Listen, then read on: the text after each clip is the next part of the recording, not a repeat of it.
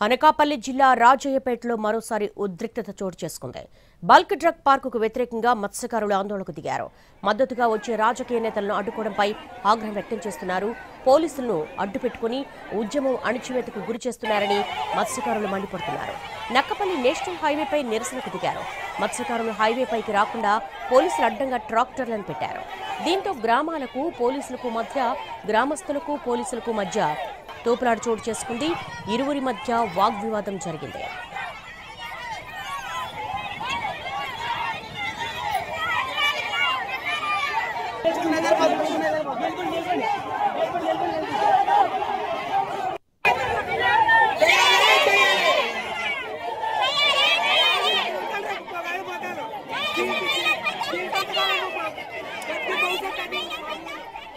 Bulk drug పార్కుకు వ్యతిరేకంగా మత్స్యకారుల ఆందోళన చూస్తున్నాము. అనకాపల్లి జిల్లా రాజయ్యపేటలో ఉద్రిక్తత చోటు చేసుకుంది.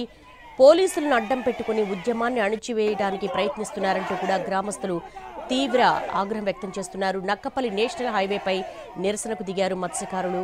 అనకాపల్లి జిల్లా రాజయ్యపేటలో ఉద్రిక్త వాతావరణాన్ని చూస్తున్నాము. బల్క్ డ్రగ్ పార్కుకు వ్యతిరేకంగా గత కొద్ది కాలంగా మత్స్యకారులు అలాగే గ్రామస్తులు కూడా ఆందోళనకు దిగుతున్నారు.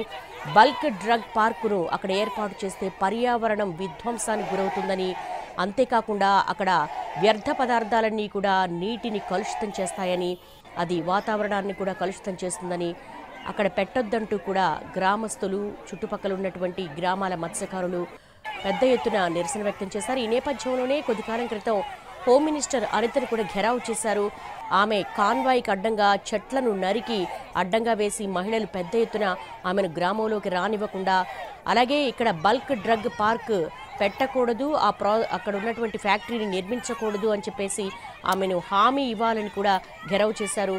అయితే సీఎంతోనూ డిప్యూటీ సీఎంతోనూ మాట్లాడతానంటూ కూడా ఆమె వెనుదిరిగారు. అలాగే అప్పటి నుంచి కూడా బల్క్ డ్రగ్ పార్కుకు వ్యతిరేకంగా గ్రామాల వారీగా తీవ్ర వ్యతిరేకత వ్యక్తమవుతోంది. నక్కపల్లి నేషనల్ హైవేపై బైఠాయించి పెద్ద ఎత్తున ట్రాక్టర్లను అడ్డుగా పెట్టారు. అలాగే పోలీసులకు, గ్రామస్తులకు మధ్య తీవ్ర వాగ్వివాదం చోటు చేసుకున్నాయి.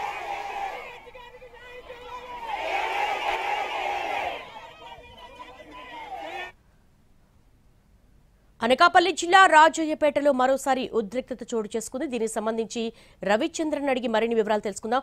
రవిచంద్ర, రాజయ్యపేటలో ఉద్రిక్తత చోటు చేసుకుంది. మొన్న హోమ్ మినిస్టర్ అనిత కూడా వాళ్ళకి హామీ ఇచ్చారు, సీఎంతో డిప్యూటీ సీఎంతో మాట్లాడతామని. వాళ్ళు ఎందుకు శాంతించట్లేదు?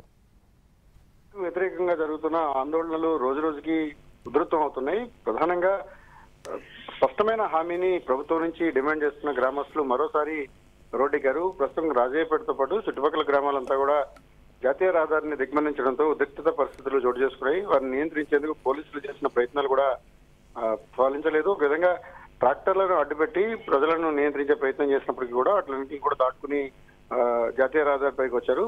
ప్రధానంగా తమకు మద్దతుగా నిలుస్తున్న రాజకీయ పక్షాలు కానీ లేకపోతే ఇతర సంఘాలను నిలువరించే ప్రయత్నం చేస్తున్నారు. ఒక విధంగా ఒత్తిడి తీసుకొచ్చి రాజయ్యపేట కానీ లేకపోతే చుట్టుపక్కల ఏవైతే బల్క్ డ్రగ్ పార్క్ వ్యతిరేకిస్తున్నారో అందరినీ భయోందనలకు గురి చేసే ప్రయత్నం యంత్రాంగం చేస్తుందనేది ప్రధానమైన అభ్యంతరం. ఈ క్రమంలోనే మత్స్యకారులంతా కూడా రోడ్డెక్కారు. ప్రభావిత గ్రామాల ప్రజలు ఆందోళనను చేస్తున్న పరిస్థితి. మరోవైపు ప్రభుత్వం కూడా అక్కడ స్థానిక ప్రజలతో సంయమనంతో వ్యవహరించే ప్రయత్నమే చేస్తోంది. వారికి ఎటువంటి ఇబ్బంది కలగకుండా వారితో నిరంతరం చర్చలు జరిపే ప్రయత్నాన్ని స్థానిక యంత్రాంగం చేస్తోంది. వారు లేవనెత్తుతున్న సమస్యలు ఏవైతేనో వాటిని కూడా పరిష్కారం చూపించే ప్రయత్నాన్ని కూడా కొనసాగిస్తోంది. ఒకవైపు బల్క్ డ్రగ్ పార్క్ బాధితుల ఆందోళన ఉధృతం అవుతున్న నేపథ్యంలో పోలీసు యంత్రాంగం కూడా వీలైనంత వరకు వారిని శాంతం చేసే ప్రయత్నం